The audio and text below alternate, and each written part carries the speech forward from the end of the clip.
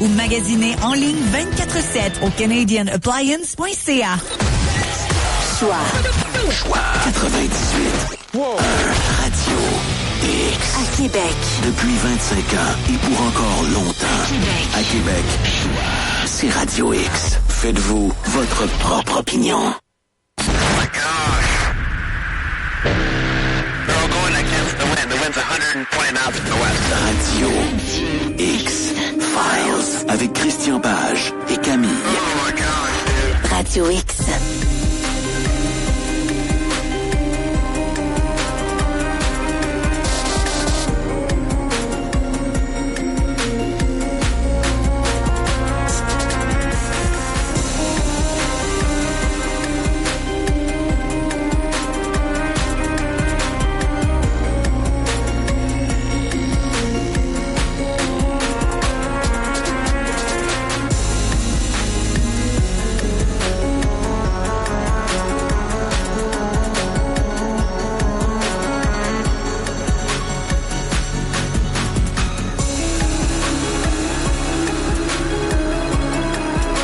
Bon début de semaine, bon lundi, bienvenue sur les ondes de Choix 98.1 Radio X. Quelques soucis techniques en début d'émission. Voyons voir si notre collègue et animateur Christian a réussi à se connecter. Allô Christian? Pas là sur la 1, si on essaie sur la 2. Christian, tu es là?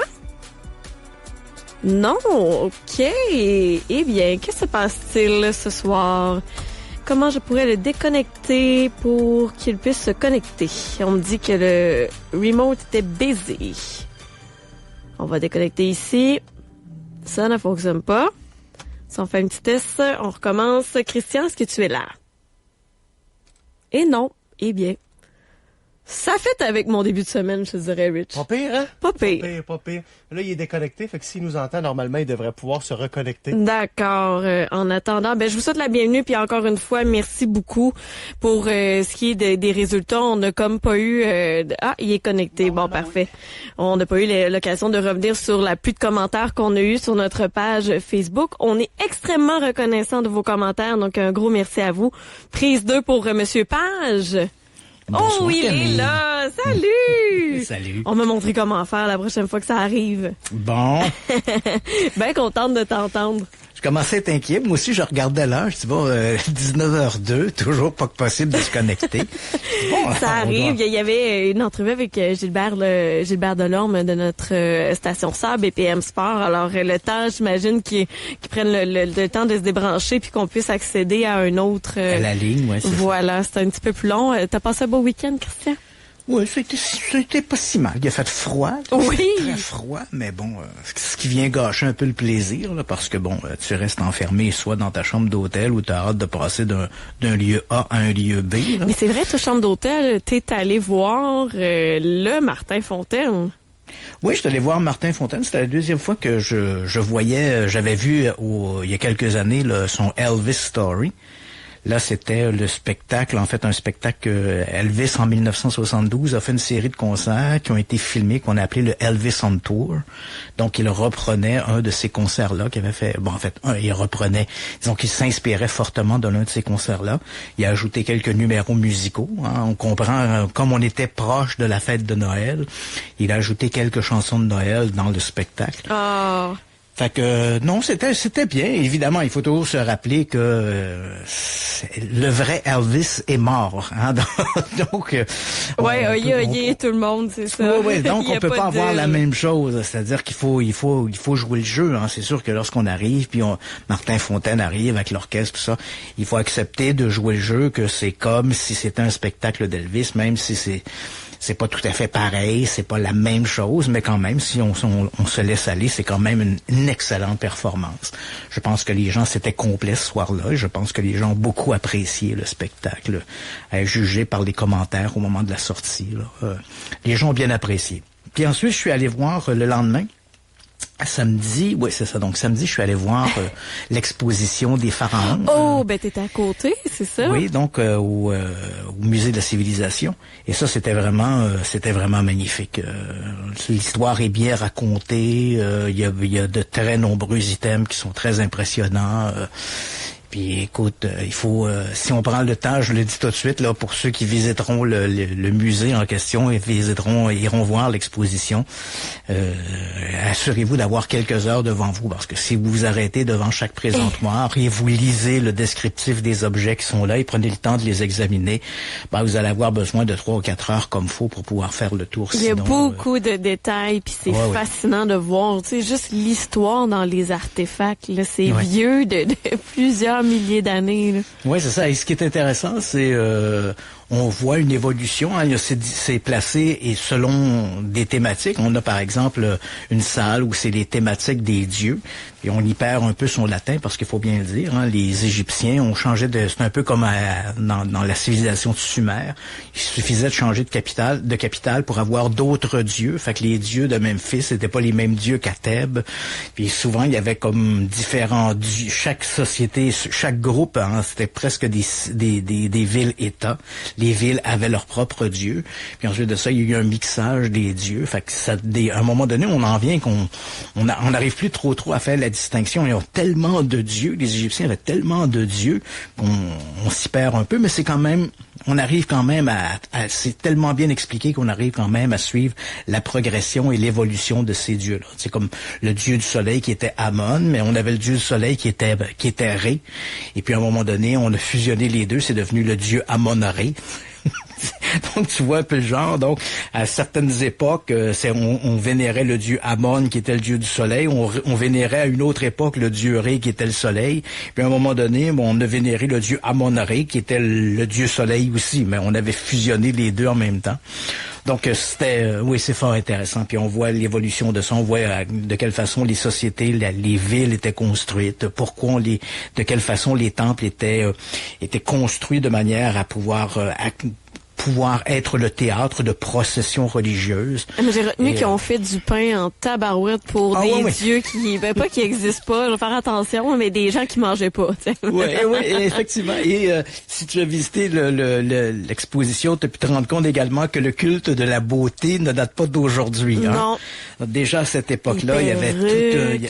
Oui, il y avait des perruques, il y avait du maquillage, il y avait l'épilation. Hein, les Égyptiens détestaient le poil, donc on s'épilait même les sourcils. Hein, il y avait une espèce de culte de la beauté autour de ça. Donc on voit que depuis au moins 5000 ans, ce culte-là, il est bien là. Et on continue aujourd'hui de vénérer la beauté et la jeunesse. Et c'était vrai dans le temps de l'Égypte antique aussi. Hein. Ben, je suis contente que tu aies apprécié ta visite. Puis effectivement, pour ceux qui l'ont pas vu encore, au temps des pharaons, au musée de la civilisation, c'est pour les maniaques d'histoire carrément. Ce soir, on retourne dans nos bottines, on est dans la thématique OVNI et tu m'as donné comme trois extraits audio. Est-ce qu'on commence avec le premier pour justement mettre les auditeurs dans l'ambiance? Oui, on va mettre la table avec ce premier extrait qui nous renvoie dans les années 90. C'est un extrait de la série Unsolved Mysteries. C'était l'épisode 1 de la saison 4. Donc on l'écoute et ça va nous mettre dans l'ambiance pour ce soir. Et parenthèse, j'adore l'habillage sonore. C'est mythique, hein, l'habillage sonore de Unsolved Mysteries. C'est un peu passé dans les grands thèmes musicaux de la télévision. December 26, 1980. A U.S. Air Force security patrol told of seeing a mysterious unearthly visitor near their air base in England. During the next 2 nights, a rash of sightings astounded even the most skeptical military men. For years, these sightings were cloaked in secrecy until tonight, for the first time, former Air Force personnel go on camera to tell of a close encounter of what they believe were UFOs. Join me for these fascinating new stories in the season premiere of Unsolved Mysteries.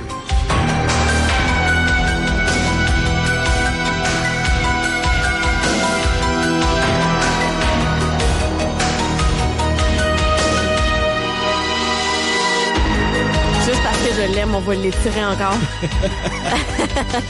Alors, Christian Page, l'OVNI de la forêt de Rendlesham.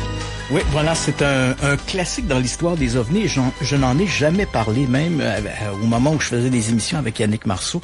C'est une histoire que j'avais mis de côté parce que c'est assez complexe comme histoire. Mais bon, comme ça s'est passé en décembre 1980 et comme on est en décembre, j'ai dit je vais faire un spécial. Je vais ressortir l'histoire de l'OVNI de la forêt de Rendlesham. Puis je vais essayer de la raconter en suivant la chronologie des événements et de comparer ce que l'on sait, ce que l'on sait pas, ce qui est de la spéculation, ce qui n'en est pas. Il faut toujours se rappeler que moi, et là je tiens à le préciser parce que je vais sûrement me faire des ennemis, mais moi je pense toujours en fonction du journalisme.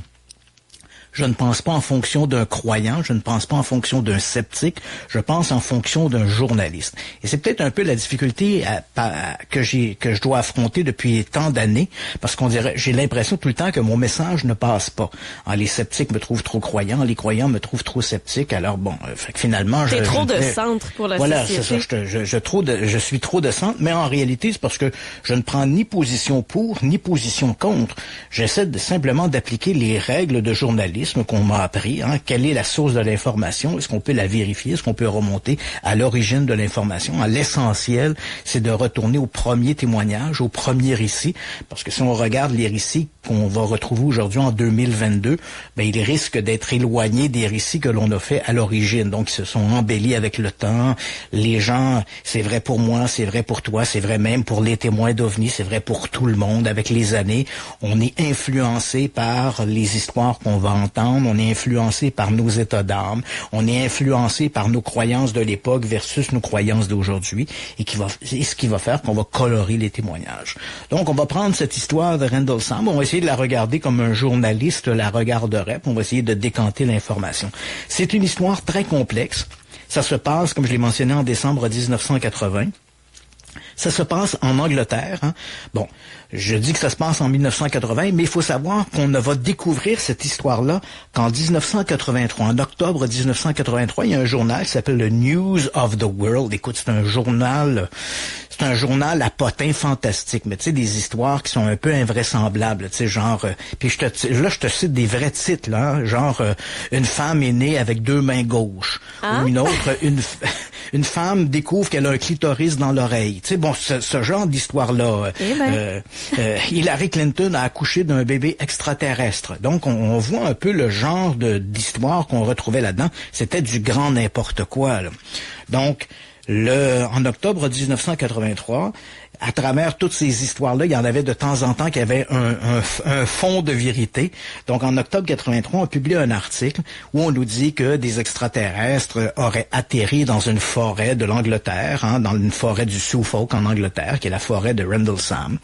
Et le récit qu'on nous raconte est assez coloré, là. Bon, on va revenir sur le récit, mais il faut savoir qu'au moment où l'article paraît dans le News of the World, on ne nous donne pas le nom de l'informateur, mais le journal nous dit qu'un individu qui a préféré garder l'anonymat, qui est un ancien membre, un ancien militaire qui travaillait à cette époque-là, qui était en fonction, a été témoin de ces événements-là, et c'est sur la foi de ces révélations que l'article est publié.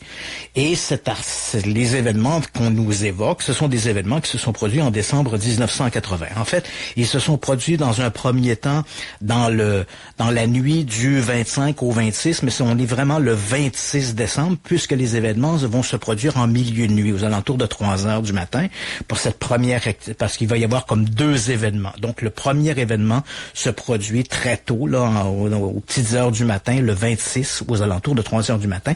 Et ensuite, il y aura d'autres événements qui vont se produire dans la soirée du 27 au 28 décembre, toujours en 1980, bien sûr. La forêt de Rendlesham, pour la situer aux auditeurs qui ne connaîtraient pas cette histoire et qui seraient pas familiers avec ces lieux-là, on est au Royaume-Uni, en Angleterre. On est dans le Suffolk, qui se trouve sur la côte est de l'Angleterre. La forêt de Rendlesham, c'est quand même une grande forêt qui fait 15 km². Et pour situer un peu, parce que l'histoire dont on va parler est assez complexe, mais il faut essayer d'avoir une vision géographique. On a 2 bases militaires, les bases militaires qu'on appelle Bentwater Woodbridge. En fait, il s'agit de deux bases militaires sœurs qui sont de chaque côté de la forêt de Rendlesham. Et même si on est en Angleterre, il faut savoir que les bases sont occupées par les forces armées américaines.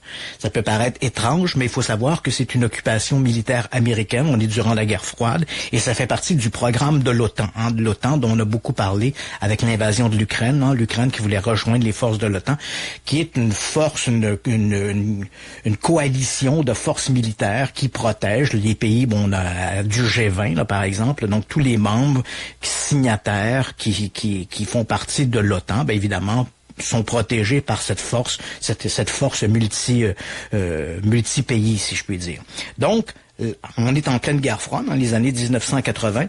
Donc, la base de Bentwater-Woodbridge, les deux bases, devrais-je dire, de Bentwater-Woodbridge, sont occupées par les forces armées américaines.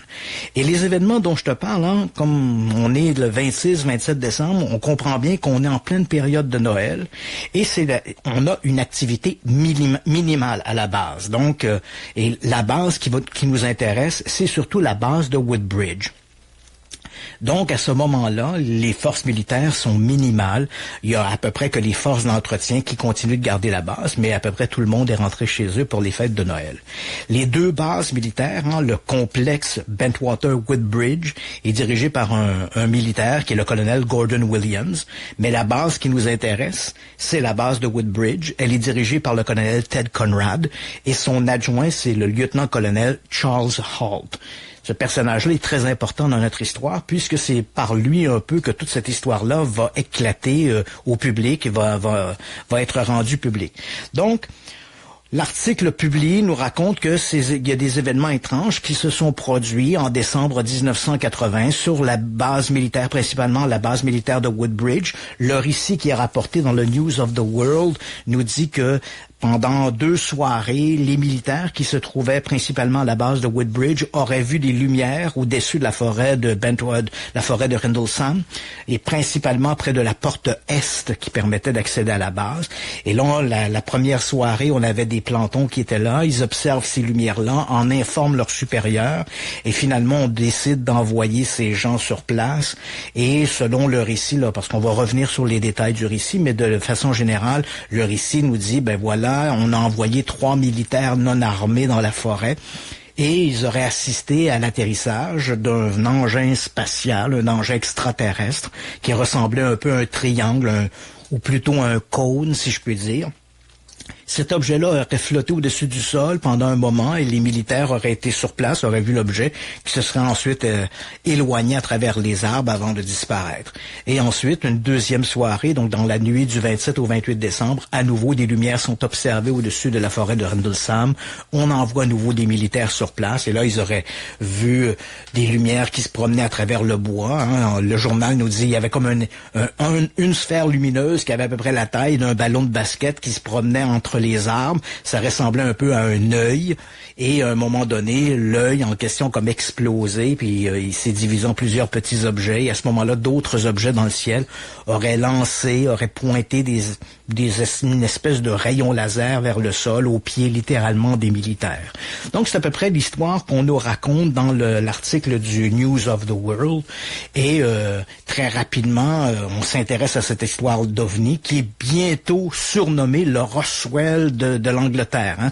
Aux États-Unis, on avait déjà cette histoire de Roswell qui est remontée à 1947 et qui concernait l'écrasement, entre guillemets, d'un objet inconnu dans le désert de Roswell et que plusieurs ont associé avec les années à le crash d'une soucoupe volante avec la récupération des extraterrestres. C'est devenu une histoire mythique dans l'univers des ovnis. Et là, voilà que cette histoire à la base de Bentwater-Woodbridge, dans la forêt de Rendlesham, va bientôt se hisser. Là, ça va devenir pratiquement la deuxième histoire la plus populaire des ovnis après l'affaire du crash de Roswell.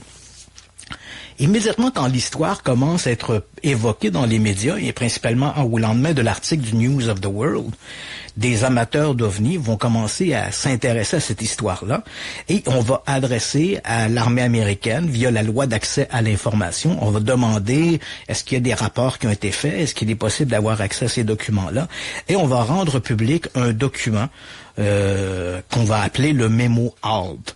Le mémo HALT, il faut dire qu'il a été écrit le 13 janvier 1981, donc à peu près 2 semaines après les événements. Il porte le nom du lieutenant-colonel Charles HALT, d'où son nom du mémo HALT. Et le document a été fait à la demande du commandant de la base de Woodbridge, le colonel Ted Conrad, qui avait été informé de ces événements-là et qui a dit au lieutenant-colonel HALT, il dit, j'aimerais ça que tu mettes ça par écrit. Donc, c'est pourquoi le document est daté de 2 semaines après les événements, parce que, visiblement, au lendemain même des événements, le lieutenant-colonel HALT avait pas jugé bon de raconter ces détails-là. C'est vraiment à la demande, 2 semaines plus tard, de son supérieur qu'il va décider de raconter ce qui s'est passé. C'est donc ce document-là qui est remis aux amateurs d'OVNI, principalement, qu'on appelle le mémo HALT. C'est une lettre avec l'entête du département de la Défense aux États-Unis, et le mémo raconte en 3 points précis, signé bien sûr par le lieutenant-colonel HALT, il raconte les événements qui se seraient produits 2 semaines plus tôt dans la forêt de Rendlesham. Le lieutenant HALT, évidemment, dans sa description, il va segmenter les événements en 3 sections. Donc, la première section, c'est un événement dont lui n'a pas été le témoin. Hein. Il raconte que lorsqu'il est rentré à la base, le 26 décembre au matin, il y avait une agitation et les militaires se sont confiés à lui d'un événement qui s'était passé quelques heures plus tôt. Donc, on lui aurait raconté que, effectivement, des lumières auraient été observées dans la forêt à l'est de la porte est de la base, et que là, croyant qu'un petit avion s'était peut-être écrasé, on a envoyé 3 soldats non armés, parce qu'il faut comprendre que la forêt de Rendlesham, elle est en territoire britannique. Donc, les militaires américains ne peuvent pas aller armés sur un territoire civil d'un autre pays. Donc, ils peuvent être armés à la base de Bentwater ou à la base de Woodbridge, mais dès qu'ils sortent des installations militaires, ils ne peuvent plus être armés. Donc, on envoie donc 3 militaires non armés pour enquêter sur ces fameuses lumières. Et HALT écrit dans le mémo, noir sur blanc, que ces hommes auraient aperçu des lumières qui se déplaçaient dans la forêt et qu'ils auraient aussi observé un engin de petite taille qui faisait 2 mètres à la base et 2 mètres de haut en forme plus ou moins triangulaire ou conique. L'objet était noir, il était d'aspect métallique, hein, toujours selon le rapport que fait le lieutenant-colonel HALT. Il était d'aspect métallique, il flottait au ras du sol ou peut-être qu'il reposait sur des béquilles, mais tellement près du sol qu'on pouvait pas voir en dessous. Donc, les militaires voient cet objet-là. Il y avait une lumière rouge qui clignotait sur le dessus de l'objet et il y avait une bande de lumière bleue à la base qui semblait suivre une séquence particulière. Lorsque les militaires se sont approchés, toujours selon le récit du lieutenant-colonel HALT, l'objet a commencé à se déplacer en s'éloignant entre les arbres et le colonel HALT ajoute que ces hommes ont également remarqué qu'il y avait une ferme à proximité, juste à la sortie de la forêt de Rendlesham. Et à ce moment-là, ils ont entendu les animaux, par exemple des vaches ou des chevaux qui hennissaient ou des vaches qui beuglaient, qui montraient qu'il y avait une espèce d'effervescence chez les animaux, une présence, quelque chose qui les dérangeait. Donc, c'est le récit que fait le lieutenant HALT dans son mémo.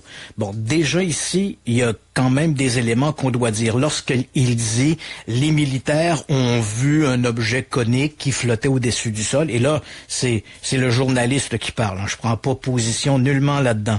Mais une chose est certaine, lorsque HALT fait ça, d'abord, il faut dire que HALT a commis une erreur. Hein. Quand on regarde son mémo, il décrit les événements comme en date du 27 décembre, alors que les événements se sont produits le 26 décembre, les événements que je viens de te raconter.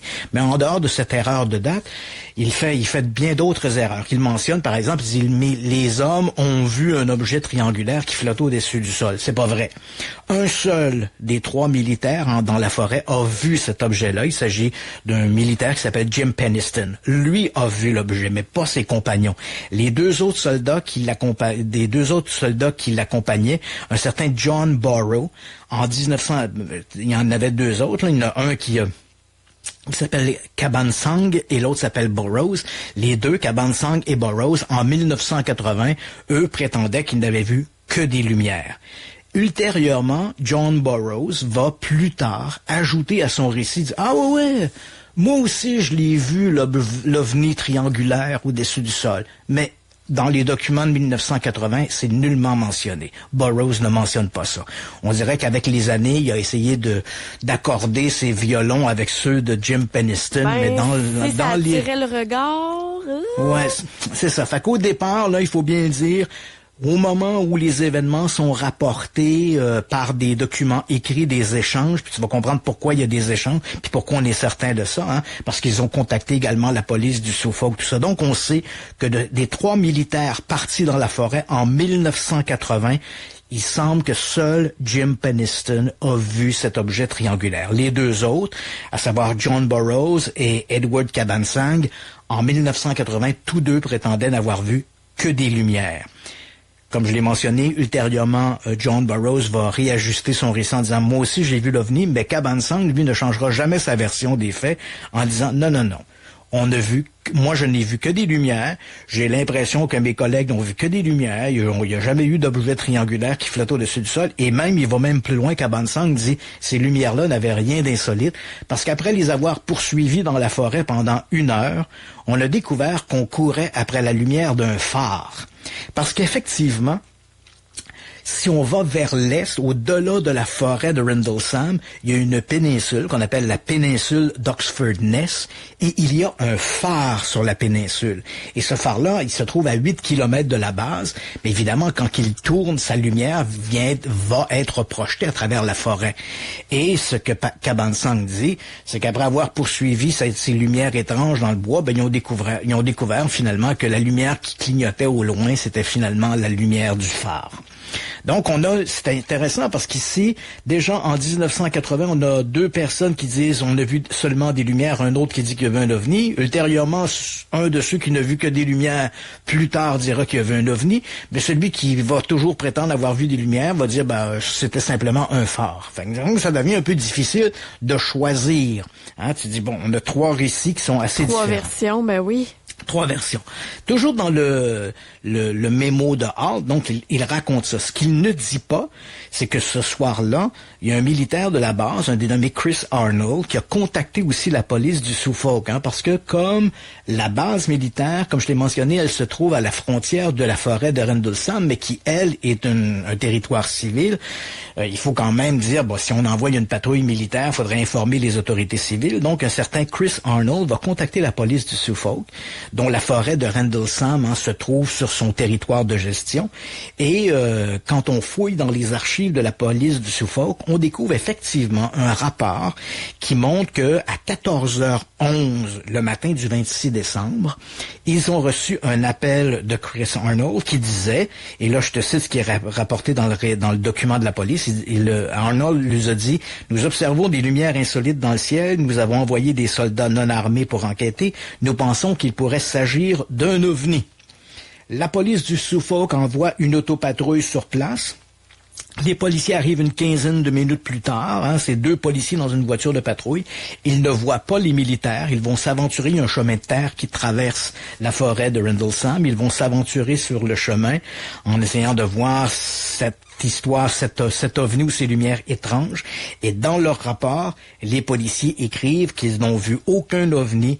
Ils n'ont vu que la lumière du phare d'Oxford Ness qui se trouve à 8 km. C'est tout ce qu'ils ont observé et ils sont rentrés à nouveau au QG de la police avec comme rapport qu'ils n'ont pas vu d'ovni, mais seulement la lumière du phare qui était discernable à travers les arbres de la forêt de Rendlesham. Donc ça, ce sont des éléments qui sont un peu à côté, qui viennent un peu préciser, qui viennent préciser l'aspect flou du rapport de Halt. Hein. Lui, il raconte ça, mais il y a quand même des éléments en parallèle qui se sont produits dont Halt ne fait pas mention. Si on retourne à ce mémo du lieutenant-colonel Halt, il écrit que dans la journée du 27 décembre, donc lorsqu'il est arrivé au bureau, on lui a raconté cette histoire-là, il y avait une effervescence. Il dit qu'il a envoyé des soldats sur place et que pour voir les lieux où s'était apparemment posé cet objet, de façon à de voir la place en plein jour. Et là, il dit, les militaires ont observé 3 petites dépressions de 5 cm de profondeur et de 20 cm de diamètre. Et là, il dit également que durant la journée, ils ont pris des relevés avec un compteur Geiger et ils ont noté qu'il y avait des taux anormalement élevés de radioactivité dans cette zone-là. Ce que ne dit pas le mémo HALT, parce que c'est souvent ce qu'il ne dit pas qui vient ajouter des éléments plus significatifs, c'est que nous savons, selon le rapport de police, le même rapport que je t'ai mentionné, parce que il y a un appendum qui s'ajoute au rapport de police qui dit que ce matin-là, en effet, du 26 décembre, ils ont été contactés par les militaires de la base qui disaient « On a trouvé le site où l'OVNI s'est posé ». Et là, à nouveau, on a envoyé 2 policiers sur place et dans le rapport de police, il est dit que les policiers, lorsqu'ils sont arrivés sur place, qu'ils ont vu les traces, ils ont vu en effet les traces, mais ils ont ajouté que ces traces avaient probablement été faites par des animaux. Et lorsqu'on a montré les photographies de ces traces à un garde forestier, un certain Vince Turkettle, il a conclu que c'était en fait des grattages de lapins. Bon, c'est ça, je savais qu'il s'en venait une expertise zoologique. Le mémo et ton rapport, là, Christian, là, je l'imagine plein de post-it multicolores. Là, c'est qu'ils s'ajoutent. Puis... Ensuite de ça, ce que nous dit pas HALT, il dit voilà, on a pris des relevés de radioactivité. Et là, les ufologues, évidemment, sautent là-dessus. Le rapport HALT dit qu'il y a eu des taux de radioactivité. Ce qu'il faut savoir, et ce que les ufologues ne disent pas, ou bien ils l'ignorent, ou ils veulent l'ignorer, c'est qu'en fait, les compteurs Geiger qu'a utilisé les militaires envoyés par Charles HALT sur place, ils ont utilisé des compteurs Geiger utilisés par l'armée américaine, et ces compteurs-là étaient spécialement conçus et calibrés pour détecter de forts taux de radiation, comme par exemple lorsqu'il y aurait une explosion avec une bombe sale ou une bombe atomique, ou encore des incidents comme celui de Tchernobyl en 86, cette explosion dans le réacteur, la fusion du réacteur nucléaire qui avait contaminé l'environnement de radioactivité. Mais ces compteurs-là, ils sont conçus pour détecter des forts taux de radioactivité, pas de la radioactivité environnante, parce que dans l'environnement de tous les jours, tu sors à l'extérieur, il y a un taux de radioactivité environnante, mais c'est tellement faible qu'il faut des appareils spéciaux calibrés spécifiquement pour ça. Or, les compteurs Geiger utilisés par HALT, quand il dit il y avait de la radioactivité surélevée dans le secteur, il n'a pas utilisé les bons appareils et pas les appareils calibrés correctement. D'autres relevés ont été pris à ce moment-là. Et on a constaté que les taux de radioactivité très élevés racontés par HALT étaient en fait tout à fait naturels et tout à fait normaux à ceux que l'on retrouve dans l'environnement. Donc, rien de mystérieux. Encore une autre histoire qui se dégonfle un peu par elle-même par l'incompétence de certains. Et dans ce cas-là, le lieutenant-colonel HALT était peut-être un expert de la stratégie militaire, mais visiblement pas un expert sur les compteurs Geiger. Ensuite, le troisième incident que HALT raconte dans son mémo, il dit dans la soirée du 27 au 28 décembre, alors qu'il est à la base à ce moment-là, mais en fait, il n'est pas à la base, mais on va observer à nouveau des lumières au-dessus de la forêt de Rendlesham. On l'appelle, et là, il se rend à la base. Donc, lorsqu'il arrive sur place, il y a encore une fois effervescence. Les militaires disent, encore une fois, vers la porte est, ils ont observé des lumières. Et là, cette fois, le lieutenant HALT décide d'accompagner ses hommes sur le terrain. Et là, il dit avoir observé une grosse lumière rouge qui circulait entre les arbres et qui semblait jeter des étincelles autour d'elle. Puis, à un moment donné, la lumière en question a explosé, elle s'est divisée en 4 ou 5 objets ou lumières plus petites qui se sont éloignés entre les arbres. HALT rapporte ensuite qu'il a observé dans le ciel des objets qui projetaient des espèces de faisceaux lumineux vers le sol, et ces lumières auraient été observées pendant de longues heures. À ce moment-là, ce qui est intéressant, c'est que le lieutenant-colonel HALT, au moment où il accompagne ses hommes dans la forêt, qu'il voit ces lumières-là, il a avec lui un petit magnétophone, un dictaphone, pour bien préciser le type d'appareil, et il le met en marche et il enregistre les commentaires au moment où il s'avance dans la forêt. Il dit, je vois la lumière, blablabla. Donc, il livre ces messages-là. Via la loi d'accès à l'information et avec l'autorisation du colonel, du chargé de la base de Woodbridge, on a rendu public 18 minutes de cet enregistrement. On va en faire entendre aux auditeurs à peu près 1 minute. Ce n'est pas la bande complète et je l'ai reformaté pour qu'on ait des moments intéressants, là, parce qu'il y a de longues minutes où il n'y a rien qui se passe. Donc, voici un peu à quoi ressemble l'enregistrement du lieutenant-colonel Holt au moment où il s'avance à travers la forêt. Et le bout que j'ai choisi, c'est le moment où il voit cette lumière rouge qui se promène entre les arbres et qui semble se diriger vers lui. Donc, on va sentir à la fois sa description, mais on sent également son étonnement par ce qu'il voit. Donc, on écoute cet extrait-là de la bande la bande enregistrée par le lieutenant-colonel Charles Holt. C'est parti. The first nightbird we've seen. We're about 150 or 200 yards from the site. Everything else is just deathly calm. There is no doubt about it. There's some type of strange flashing red light ahead. It's yellow. I saw a yellow tinge in it too. Weird. It appears that he may be moving a little bit this way. Yes, it's brighter than it has been. Yellow. It's coming this way. It is definitely coming this way. Pieces of it are shooting off. There is no doubt about it. This is weird. To the left. Yeah, definitely moving to the left. Two lights. One light to the front, okay. One light to the left. Keep the flashlights off. There's something very, very strange. Keep the headset on. See if it gets any stronger. Okay. Give us your rundown. Notation that this is on a beta reading, too. It's on a beta reading? The beta still has been removed. Okay. This is falling off it again. But it just moved to the right. Yeah. Off to the right. Strange. Oh, why are you to the left? Let's approach to the edge of the woods up there. Can you want to do without lights? Let's do it carefully. Come on. Un pointeur laser dans la forêt. Ouais, c'est ça. Donc, ils ont l'impression que il y a ces espèces de pointeurs laser. Puis on voit en leur étonnement, ils sont très surpris par ce qu'ils voient. Donc, c'est un peu l'ensemble des événements qui ont été rapportés. Il faut savoir que dans tout cet ensemble-là, au-delà du rapport des policiers qui vient contredire celui des militaires, parce que eux, qui sont visiblement plus familiers avec la région, n'ont rien vu d'autre que les lumières du phare, les traces au sol, semblaient être des grattages de lapins. Mais c'est vrai que le témoignage du lieutenant-colonel Holt, tel qu'on l'entend sur la bande audio, semble très extraordinaire. Mais il faut savoir que ce que tu ressens et ce que tu racontes n'est pas forcément le reflet de la réalité. Hein, je veux dire, une interprétation d'eux. Voilà, c'est une interprétation. Il faut savoir qu'il y a 2 témoignages très importants de tous ces gens-là impliqués dans ces événements-là. Il y a 2 témoignages qui sont très importants et que les ufologues, encore une fois, passent sous silence. Et là, encore une fois, c'est le journaliste qui parle. J'ai fouillé, j'ai trouvé les documents, donc je les mentionne. Les ufologues ont tendance à les mettre sous le tapis, parce qu'il faut pas les mentionner. Mais il y a 2 témoignages très importants. Celui de Chris Arnold. Chris Arnold, c'est lui qui était, il était un des plantons qui se trouvait près de la porte Est au moment où les événements se sont produits. Et c'est lui qui a appelé la police du Suffolk. Donc, je t'ai mentionné son témoignage quand il dit « Nous observons des lumières, on a envoyé 3 soldats non armés, on pense qu'il pourrait s'agir d'un ovni. » Ben, ce Chris Arnold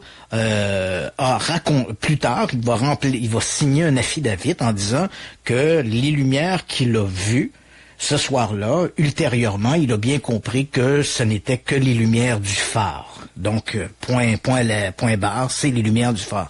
Exactement le même argument va être livré par Edward Cabansang, que je t'ai mentionné tantôt, qui lui accompagnait ses compagnons dans la forêt et qui lui aussi dit, les lumières que j'ai vues, après les avoir poursuivies pendant près d'1 heure, on a découvert que c'était les lumières du phare, merci, bonsoir.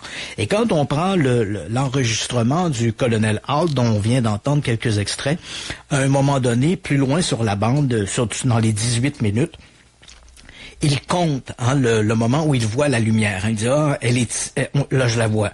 Là, d'un coup, il dit, hop, elle est disparue. Ah, je la vois à nouveau.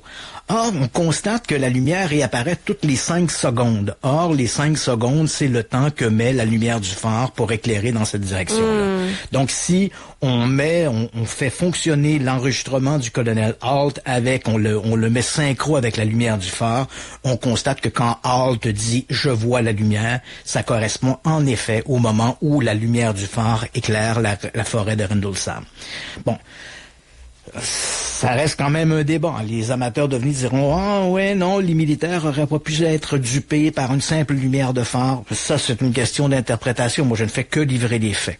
Les ufologues également ont mentionné, ont dit « C'est drôle que ces événements-là se sont produits dans une forêt britannique en territoire civil et que le ministère britannique de la Défense n'ait montré aucun intérêt. » Alors, on a interprété, en fait, quand je dis ils ont montré aucun intérêt, c'est plutôt qu'ils ont gardé le silence sur cette histoire-là. Parce que quand elle a été rendue publique en 1983, des amateurs d'OVNI, bien sûr, se sont adressés au ministère de la Défense britannique en disant, puisque ces bases-là étaient en territoire britannique, même si elles étaient occupées par des militaires américains, on sait que la police du Suffolk est intervenue. Forcément, le gouvernement britannique a dû être au courant de cette situation-là. Qu'avez-vous fait, puisque ce sont des lumières inconnues en territoire britannique?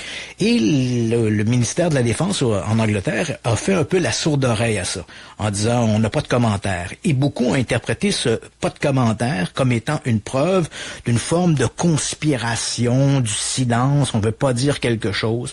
Le fameux « on nous cache de quoi ». On nous cache des affaires.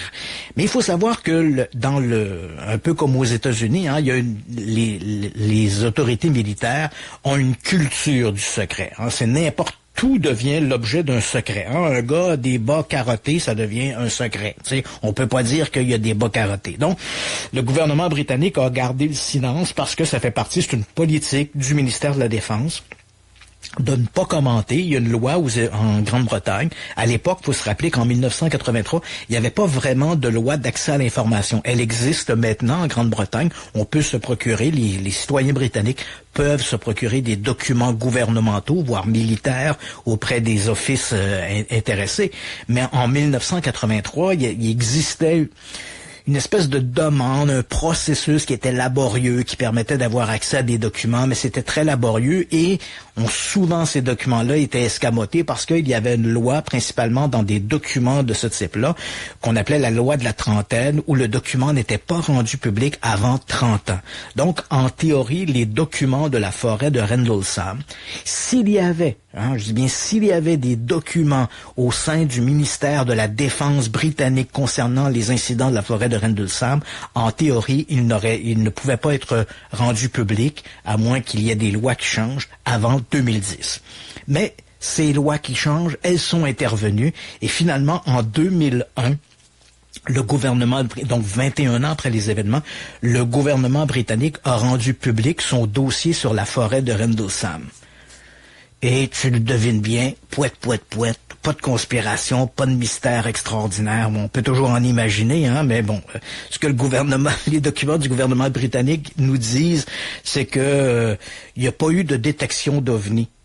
Donc, même si les ufologues se répètent ça souvent, les ovnis auraient été détectés, et souvent c'est un peu aussi entretenu par les militaires. John Burroughs qui a changé son témoignage au début, qui disait n'avoir vu que des lumières, après ça il a vu l'ovni, après ça il a raconté que il aurait entendu dire que le beau-frère de son beau-frère, le cousin de Bob et de Joe, avait apparemment détecté les ovnis sur les radars, donc ça vient alimenter l'histoire. On commence à être dans l'homme qui a vu l'ours. Là. Tout à fait. Mais quand on regarde les documents britanniques sont clairs. Il n'y a pas eu de détection d'OVNI ce soir-là. Et s'il n'y a pas de détection d'OVNI, ça ne concerne pas la sécurité nationale. Point barre. Pour les Britanniques, c'est on l'a pas détecté, donc il n'existe pas. Qui plus est, quand on regarde quand on épluche le dossier parce que c'est un dossier qui contient quand même des dizaines de pages, ce dossier-là nous montre à un moment donné que les Britanniques, une fois informés de l'incident de Rendlesham, ont contacté la Eastern Radar d'une base militaire britannique qui se trouve à Walton, dans le Norfolk, et qui, elle, couvre tout le secteur, incluant le secteur de la base de Bentwater Woodbridge. Et pour les relevés radars des soirs en question, il n'y avait aucun objet inconnu ou exotique dans le ciel. Donc, il y a pas eu détection radar.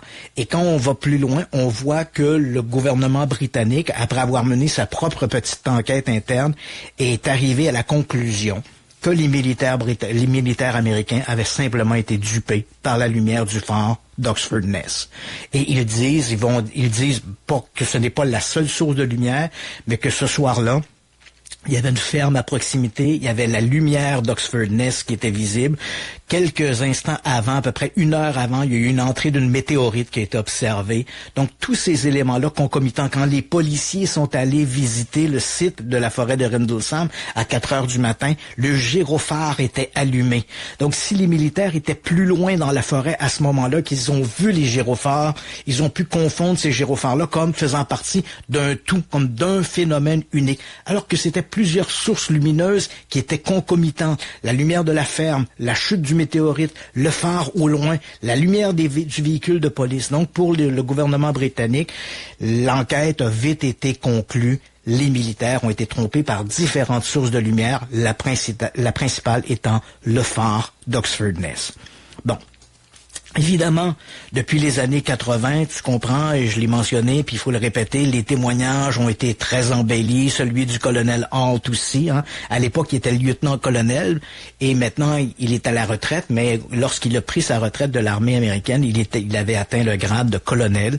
Il a beaucoup embelli son histoire. On peut voir, si on retourne, hein, l'essentiel, je le dis, si on veut faire un bon travail de journaliste, il faut retourner à la source. Et quand on regarde les témoignages que le colonel Halt a fait en 1983 ou 84, lorsqu'il décrivait les événements de Bentwater Woodbridge, de la base de Bentwater Woodbridge, sa description qu'il faisait à l'époque ne ressemble pas à la description qu'il faut aujourd'hui. Aujourd'hui, c'est beaucoup plus fantastique, beaucoup plus exotique, beaucoup plus extraordinaire. Ça l'était beaucoup moins à l'époque. Ça a beaucoup changé. Puis il faut se rappeler aussi, les gens diront, oui, mais peut-être qu'à l'époque, c'était confidentiel. Pas du tout.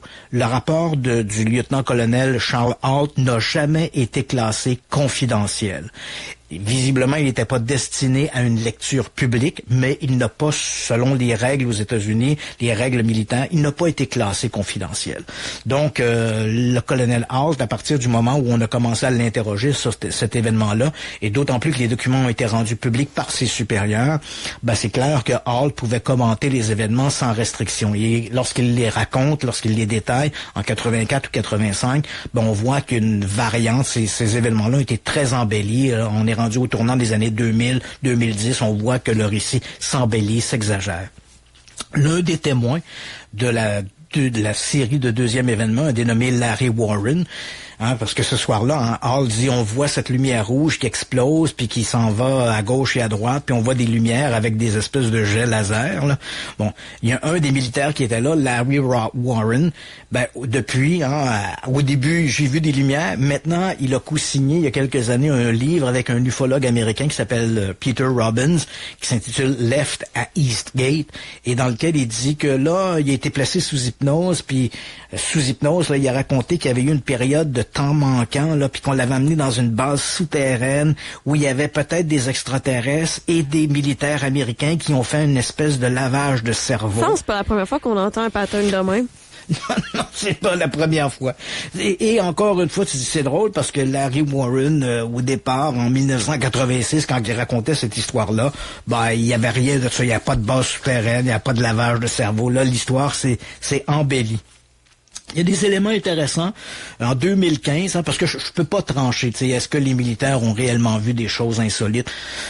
Peut-être que oui, peut-être qu'ils ont été dupés par différentes sources lumineuses. Une chose est certaine, c'est que le récit aujourd'hui a tellement été gonflé que ça devient très difficile de pouvoir faire un tri entre ce qui a été raconté à l'époque et ce qui est raconté aujourd'hui. En 2015, il faut quand même retenir que l'Association des anciens combattants des États-Unis, le département américain de la Défense, ont accepté de rembourser les frais médicaux de John Burroughs, hein, l'un des militaires qui était là le premier soir là, quand apparemment, l'un d'entre eux aurait vu un objet en forme de cône se poser. Donc, John Burroughs, quelques années après, a développé des problèmes cardiaques. Et dans sa réclamation, hein, il a dû payer les frais parce qu'il y a eu plusieurs traitements. Et lorsqu'il a réclamé un remboursement, il les a réclamés à l'armée américaine. Et là, il a prétendu que ces problèmes cardiaques venaient du fait qu'il avait été exposé à des radiations lors de l'incident de la forêt de Rendlesham. Et en 2015, l'association, comme je l'ai mentionné, des anciens combattants et le département de la Défense aux États-Unis ont accepté de rembourser les frais de John Burroughs. Évidemment, les ufologues ont vu là-dedans un élément en disant « Ah ben voilà, c'est la preuve, l'armée reconnaît que l'événement a eu lieu puisqu'on a accepté de rembourser les frais de John Burroughs. » Mais quand on regarde l'entente qu'il y a eu entre Burroughs et le département de la Défense, ça a été remboursé essentiellement parce que c'était un ancien militaire et que les médecins ont pu démontrer que ces problèmes-là étaient apparus durant sa fonction. Mais jamais, à aucun moment, le rapport mentionne des ovnis ou une radiation ou quoi que ce soit. Donc encore une fois, on embellit l'histoire parce qu'on a besoin de la rendre plus vraisemblable. Aujourd'hui, la base de Bentwater et de Woodbridge, en fait les deux bases militaires, ce complexe-là jumeau, le complexe est fermé, les bases sont désaffectées parce que, bon, avec la fin de la guerre froide, on n'a pas jugé utile de continuer de maintenir une occupation de ces bases-là. Par contre, dans le boisé où les militaires auraient aperçu cet objet mystérieux, les autorités du tourisme du Suffolk ont fait un petit sentier à travers la forêt qui reprend grosso modo le chemin qu'auraient emprunté les militaires ce soir-là. On l'appelle le sentier de l'OVNI. Et dans le sentier en question, on peut voir à un endroit très précis un monument qui ressemble un peu à un cône ou un triangle qui représente un peu l'OVNI qui aurait été observé ce soir-là et qui raconte les événements de cette soirée du 26 décembre 1980. Donc, le débat continue aujourd'hui de diviser les amateurs entre les sceptiques et les amateurs d'OVNI. Je te dirais que même les amateurs d'OVNI sont divisés sur cette question-là. Beaucoup croient qu'avec le temps, il est clair que les militaires auraient été dupés par la lumière du phare et d'autres sources lumineuses, alors que d'autres continuent de maintenir que les militaires ont bel et bien assisté à l'atterrissage d'un engin extraterrestre dans la forêt de Rendlesham. Mais malheureusement, les faits ont tellement été déformés au cours des 30-40 dernières années qu'il est à peu près impossible de pouvoir tirer une conclusion, si ce n'est que les récits originaux racontés dans la presse, les documents qu'il est possible d'obtenir auprès du département de la Défense aux États-Unis ou encore du ministère britannique de la Défense nous montrent que l'histoire était beaucoup moins sensationnelle que ce qu'elle est devenue aujourd'hui. On écoute l'extrait? Oui, on y va. Excuse-moi, j'ai manqué le cue. 3012, 2 Victor Airport. And over 7 Romeo, I'm sorry, say again? Just didn't know if you had any idea what all these white flashing lights are out here. There's like a sea of them. They look like they're well above you? No, on the ground, I'm sorry. There's just a whole bunch of them. It's almost like the windmill farm thing, except for a lot more sporadic. That one I'm not sure. I'll look into it, though. No worries, just curious. Are they pretty bright? No, they're kind of dim. They look, I don't know, it's just kind of a weird thing. I haven't seen anything like this out here before. Oui. Je suis de retour. Là, en fait, on vient de faire coq à l'âne parce qu'on a comme complètement quitté notre affaire de Rendlesham. Là, ce qu'on vient d'entendre, en fait, c'est un extrait parce que, bon, l'affaire de Rendlesham, point à la ligne, c'est on peut pas faire un tri si ce n'est que l'histoire a été très exagérée. Maintenant, ce que l'on vient d'entendre, pour rester dans l'actualité sur nos ovnis, on vient d'entendre un extrait qui a été rendu public par le Bureau fédéral de l'aviation aux États-Unis, qui a été rendu public il y a quelques jours à peine, et qui raconte un événement qui remonte au 27 septembre dernier. Donc, en soirée, on a un jet qui est un jet privé qui vole au-dessus. En fait, il est tout près de la frontière entre l'Oklahoma et le sud du Kansas. Et à ce moment-là, le pilote, c'est ce qu'on vient d'entendre, le pilote rapporte à contact la tour de contrôle d'Oklahoma City. Et là, il dit, est-ce que Oklahoma City, est-ce que vous savez ce que c'est que toutes ces lumières que je vois qui semblent clignoter à gauche et à droite? Il dit, j'en vois littéralement un océan. Et le contrôleur lui demande, est-ce que ces objets-là sont dans le ciel? Et le pilote dit non, elles semblent être au sol. C'est assez étonnant parce que le pilote dit elles semblent être au sol et pourtant le Bureau de l'aviation civile a classé ça comme étant un incident d'un objet volant non identifié alors que le pilote est clair que les objets qu'il voit, ils sont au sol. Le jet se trouve à ce moment-là à 35 000 pieds. Les lumières, comme il le mentionne lui-même, sont au sol, elles sont pas particulièrement brillantes et elles clignotent. Et l'incident en question s'est produit au moment où le pilote rapporte cet événement-là. Il se trouve près d'une petite ville qui s'appelle Beaver en Oklahoma et c'est là qu'il voit ces lumières-là. Et ce qui est intéressant de cette histoire-là, parce qu'elle nous ramène un peu à notre histoire de Rendlesham, c'est que visiblement le pilote a été trompé par quelque chose d'assez anodin. Hein? Même si le pilote était passé par là 100 fois par le passé, il est passé au mauvais moment ou au bon moment, mais peu importe, il est arrivé dans une situation très particulière. À la fin du mois de septembre, en fait, la région de Beaver, là où s'est produit l'incident, lui dit, je vois des lumières au sol qui semblent clignoter. Et le contrôleur dit, je sais pas ce que c'est. En fait, dans les dernières semaines du mois de septembre, on est dans une région excessivement agricole. Les agriculteurs procèdent à l'arrosage de leurs terres pour la préparation à l'hiver. Or, ces grandes terres agricoles sont équipées, et tu as probablement vu des photographies de ça, c'est comme un système d'irrigation, en fait, des arroseurs qui ont la forme un peu d'une étoile, qui sont sur un pilier central et qui tournent et qui arrosent les terres autour.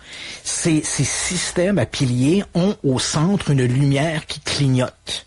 Or, au moment où notre pilote survole ce secteur-là, il y a peut-être 500 gicleurs semblables à travers toutes les terres agricoles de la région. Et tous ces gicleurs. Voilà, et tous ces gicleurs-là sont en fonction à ce moment-là.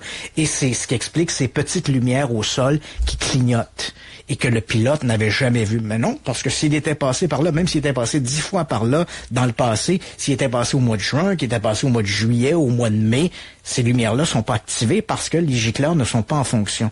Mais durant les dernières semaines de septembre, juste après les récoltes, on arrose les terres, on envoie des engrais et à ce moment-là, tout le paysage clignote de ces petites lumières-là qui, vues du ciel, ont pu laisser un peu de manière estomaquer notre pilote de notre jet quand il a communiqué avec la base d'Oklahoma, avec la tour de contrôle d'Oklahoma City. Mais c'était une explication tout à fait rationnelle, rien de très mystérieux, mais inutile de dire que depuis que cette conversation a été rendue publique, les amateurs ont sauté là-dessus et ça devient encore une fois, sans même essayer de faire preuve d'un sens critique, ça devient le pilote, il y avait des dizaines d'ovnis qui se trouvaient en dessous de son avion, alors que le pilote dit pas qu'ils sont en dessous de son avion, il dit elles sont au sol. Donc il est assez clair là-dessus, elles sont au sol. Mais pourtant, on aime bien fantasmer puis voir encore une fois des trucs là où il n'y a pas grand-chose à voir. Et c'est peut-être aussi ce qui est advenu. C'est peut-être un peu aussi ce qui s'est passé avec notre histoire de la forêt de Rendlesham. Finalement, toutes des actions ou des objets de comment je pourrais dire ça, d'intention humaine là, qui sont contrôlés par l'humain. Non, effectivement, quand on sait ça, ça pète une bulle, mais ça pète notre bulle. Tu sais. Il va toujours avoir des sceptiques, par exemple. Oui, ça veut pas dire qu'il n'y a pas de phénomène aérien. À travers tout ça, il faut toujours se rappeler que 90 à 95% des observations d'OVNI se trouvent une explication dans des événements assez rationnels. C'est simplement de faire preuve un peu de sens critique avant de conclure. C'est bien possible que dans le nombre d'observations qui sont rapportées chaque année, ça se peut qu'il y ait quelques phénomènes exotiques, ou bien que ce soit de la technologie encore inconnue qui soit utilisée par les militaires, ou des phénomènes atmosphériques méconnus, ou peut-être des extraterrestres. Mais avant de conclure à tout ça, il faut quand même passer en revue l'ensemble des explications plus rationnelles. Et de toi à moi, qu'est-ce qui est le plus vraisemblable? Que le pilote ait observé au sol des gicleurs qui clignotaient parce qu'ils arrosaient les terres ou des alentours, alors que l'avion se trouve justement au-dessus d'une des zones agricoles les plus importantes des États-Unis, ou est-ce qu'il y avait 500 ovnis qui étaient posés au sol au moment où le pilote a survolé cette région-là? À toi, je te pose la question, puis je pense que les auditeurs aussi doivent se poser la même question. Et, je sais pas, mais je vais prêcher pour ma paroisse. L'idée du gicleur me paraît plus vraisemblable. Faites-vous votre propre opinion. Puis là-dessus, Christian, je te souhaite une bonne soirée. Puis merci encore pour l'histoire de ce soir. On reprend le tout demain. Oui, demain, je te parle d'un phénomène exceptionnel dans l'histoire de la parapsychologie. Un jeune homme du nom de Matthew Manning. Manning, ok, je retiens ça. Matthew Manning. Donc demain, Matthew Manning à Radio X-Files. À suivre, à demain. Bye. À demain, ciao. Radio X-Files. Radio X. Pour un Noël succulent et sans tracas, vous serez bien servi cette année grâce à la Fromagerie Victoria qui vous offre le fameux festin de grand-maman pour 6 à 8 personnes, comprenant un ragoût de boulettes, un pâté à la viande, une tarte au sucre et 1 kilo de fromage frais du jour. Le tout pour seulement 59 $. Un rabais de 10 $ sur le prix régulier. Réservez maintenant vos produits maison et votre fromage frais du jour en ligne au fromagerievictoria.com et profitez bien de votre temps des fêtes. Vous souffrez de calvitie? Offrez-vous la confiance que vous méritez avec la Clinique Microcapillaire de Québec, leader en micropigmentation. Une solution réaliste, naturelle et abordable. Consultation gratuite sur rendez-vous. La Clinique Microcapillaire de Québec à Cap-Rouge. microcapillairequebec.com. Chez Ralbock, on a eu une pas pire année 2022. On s'est fait une petite beauté, puis on a changé les dessins sur nos canettes. C'est beau en maudit. Tu montreras ça à tes matantes à Noël. Qui sont comme les nôtres, elles vont capoter ben raide. Puis on avait un peu de temps libre au travers de tout ça, fait qu'on a ouvert la buvette Ralbock à l'Apocatière. Une méchante belle place, 20 lignes de bière, puis du gros fun en vue. On te conseille fortement de venir essayer ça. Puis ça reste que le temps des fêtes, ben c'est fait pour fêter en gang. Puis nous autres, c'est ça qui nous fait triper dans la vie. Fait qu'on s'en craque une à ta santé, mon chum. Ralbock, c'est le fun, puis c'est bon. Aïe, aïe. Come on! Ménage donc tes employés. Pour le déneigement, le déglaçage de toiture commerciale cet hiver, appelle Nanook, le spécialiste à Québec et Lévis. Achète ta banque d'heures maintenant et paie moins cher. NANUUQ.ca. Vivez l'expérience des plus belles boutiques des stades sportifs américains en plein cœur du Vieux-Québec. Lego Sport, c'est la plus grande sélection de vêtements LNH, NFL, MLB et NBA pour adultes et enfants. Visitez-nous en magasin ou au logosportqc.com. Vous rêvez à votre